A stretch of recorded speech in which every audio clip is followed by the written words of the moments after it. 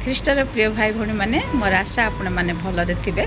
ମୁଁ ଆଜି ଆପଣମାନଙ୍କୁ ପରମେଶ୍ୱରଙ୍କର ଆରାଧନା କରିବା ଦ୍ୱାରା ଆମ ଜୀବନର ସମସ୍ୟା ଗୁଡ଼ିକ କେମିତି ସମାଧାନ ହେବ ସେହି ବିଷୟରେ କହିବା ପାଇଁ ଚାହୁଁଛି। ବେଳେବେଳେ ଯେତେବେଳେ ଆମ ଜୀବନରେ ସମସ୍ୟା ଆସିଥାଏ, ନାନା ପ୍ରକାର ସମସ୍ୟା, ସେତେବେଳେ ଆମେ ଆରାଧନା କରିବା ପୁରା ଭୁଲି ଯାଇଥାଉ, ନିରାଶ ହୋଇଯାଇଥାଉ, ଆଉ ପରମେଶ୍ୱରଙ୍କ ବାକ୍ୟ ମଧ୍ୟ ଆମେ ଅଧ୍ୟୟନ କରିନଥାଉ। କିନ୍ତୁ ବାଇବଲ ଆମ୍ଭମାନଙ୍କୁ ଉତ୍ସାହିତ କରେ, ଯେତେବେଳେ ଆମେ ପୁରା ଘର ଅନ୍ଧକାରରେ କିମ୍ବା ସମସ୍ୟାରେ ଯଦି ଆମେ ପଶିଯାଉ, ସେହି ସମୟରେ ଆମେ ପରମେଶ୍ୱରଙ୍କର ମହାନତାକୁ ଦେଖିବା ଦରକାର। ତାଙ୍କେ କେତେ ସମସ୍ୟାକୁ କେମିତି ସେ ସମାଧାନ କରିବେ, ଅସମ୍ଭବକୁ ସମ୍ଭବ କରିବା, ପରମେଶ୍ୱର ଉପରେ ଆମେ କେମିତି ଭରସା କରିବା, ସେଇଟା ଆମେ ବିଶ୍ୱାସ କରିବା ଦରକାର। ଯେହୋଶାପାତ ରାଜା, ଆପଣମାନେ ଜାଣିଥିବେ ବାଇବଲରେ ଯେଉଁ ରାଜା ତାଙ୍କ ଦେଶ ଚଳାଉଥିଲେ ଆଉ ସବୁକିଛି ଭଲରେ ଚାଲିଥିଲା, କିନ୍ତୁ ଅଚାନକ କେତେ ଦେଶର ଶତ୍ରୁମାନେ ତାଙ୍କ ଦେଶରେ ଆକ୍ରମଣ କରିବା ପାଇଁ ଆସିଗଲେ। ଆଉ ସେତେବେଳକୁ ଯେହୋଶାପାତ ଜାଣିପାରିଲେନି ସେ କ'ଣ କରିବେ, ଆଉ ଡରିଗଲେ। କିନ୍ତୁ ତାଙ୍କେ ଫାଷ୍ଟିଂ ଆଉ ପ୍ରାର୍ଥନା କରିବା ପାଇଁ କୁହାଗଲା, ଆଉ ପୁରା ଦେଶର ଛୋଟ ବଡ଼ ସମସ୍ତେ ଫାଷ୍ଟିଂ ଆଉ ପ୍ରାର୍ଥନାରେ ବସିଲେ।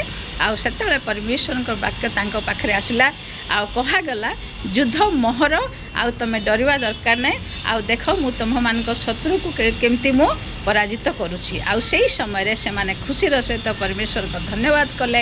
ଆଉ ଏଠି ଗୋଟେ ବହୁତ ଇମ୍ପୋର୍ଟାଣ୍ଟ ଜିନିଷ ଯେହୋଶାପାତ କଲେ, ତାହା ହେଉଛି ଯେଉଁମାନେ ପରମେଶ୍ୱରଙ୍କର ଆରାଧନା କରୁଥିଲେ, ସେ ଆରାଧନା କରିବା ଲୋକମାନଙ୍କୁ ଯୁଦ୍ଧର ଯେତେବେଳେ ସେମାନେ ଯାଉଥିଲେ, ସେମାନଙ୍କର ସାମ୍ନାରେ ସେମାନଙ୍କୁ ରଖାଗଲା, ପାଷ୍ଟରମାନଙ୍କୁ, ଆରାଧକମାନଙ୍କୁ, ଆଉ ସେମାନେ ଗୀତ ଗାଇ ଗାଇ ପ୍ରଭୁଙ୍କ ସ୍ତୁତି କରି କରି ସେମାନେ ଯୁଦ୍ଧ କରିବାକୁ ଗଲେ।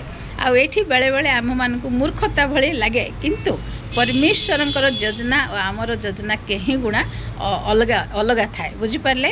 ଆଉ ଯେତେବେଳେ ଏମାନେ ଆରାଧନା କରି କରି ସେ ଶତ୍ରୁମାନଙ୍କୁ ସାମ୍ନା କରିବାକୁ ଗଲେ, ସେହି ସମୟରେ ଶତ୍ରୁମାନେ ପରସ୍ପର ଭିତରେ ଗଣ୍ଡଗୋଳ ହେଲେ, ଆଉ ପରସ୍ପରକୁ ମାରପିଟ କଲେ, ପରସ୍ପରକୁ ହତ୍ୟା କଲେ। ଆଉ ଏତେ କନଫ୍ୟୁଜନ୍ ହେଇଗଲା କି ସେମାନେ ଆଉ କେହି ମଧ୍ୟ ବଞ୍ଚିପାରିଲେ ନାହିଁ, ବୁଝିପାରିଲେ। ଆଉ ପ୍ରଭୁ କେତେ ମହାନ, କେତେ ଆଶ୍ଚର୍ଯ୍ୟ ଭାବରେ ସେମିତି ସେମାନଙ୍କୁ ରକ୍ଷା କରିଥିଲେ। ତାପରେ ଏମାନେ ଯେତେବେଳେ ଯାଇକି ସେଠି ପହଞ୍ଚିଲେ, ସେମାନେ ସବୁ ମରିକି ପଡ଼ିଥିଲେ, ଆଉ ଏମାନଙ୍କର ସବୁ ଲୁଟ୍ ନେଇକି ସେମାନେ ଆସିଥିଲେ, ବୁଝିପାରିଲେ। ଆଉ ତେଣୁକରି ମୋର ପ୍ରିୟ ଭାଇ ଭଉଣୀମାନେ, ଆଜି ଯଦି ଆପଣମାନଙ୍କ ଜୀବନରେ କିଛି ବି ସମସ୍ୟା କେଉଁ ନା ହେଉ, ଆପଣ ଚିନ୍ତା ନ କରିକି, ନିରାଶ ନ ହେଇକି ପ୍ରଭୁଙ୍କୁ ସ୍ତୁତି କରନ୍ତୁ। ଯେଉଁ ପ୍ରଭୁ କାଲି ଥିଲେ, ଆଜି ଅଛନ୍ତି, ଆଉ ସମସ୍ତଙ୍କ ସବୁଦିନ ପାଇଁ ରହିବେ। ଆଉ ସେଇ ପରମେଶ୍ୱର ଯେହୋଶାପାତଙ୍କ ଜୀବନରେ ଯେମିତି ସମସ୍ୟାରୁ ଉଦ୍ଧାର କଲେ, ଆପଣମାନଙ୍କୁ ମଧ୍ୟ ସେଇ ସମସ୍ୟାରୁ ଉଦ୍ଧାର କରିବେ। ଆଉ ପ୍ରଭୁ ବହୁତ ମହାନ ପରମେଶ୍ୱର, ଆଉ ତୁମର ସମସ୍ୟା ଯେତେ ବଡ଼ ଅଛି ତାଠୁ କେହି ଗୁଣା ବଡ଼ ଆମର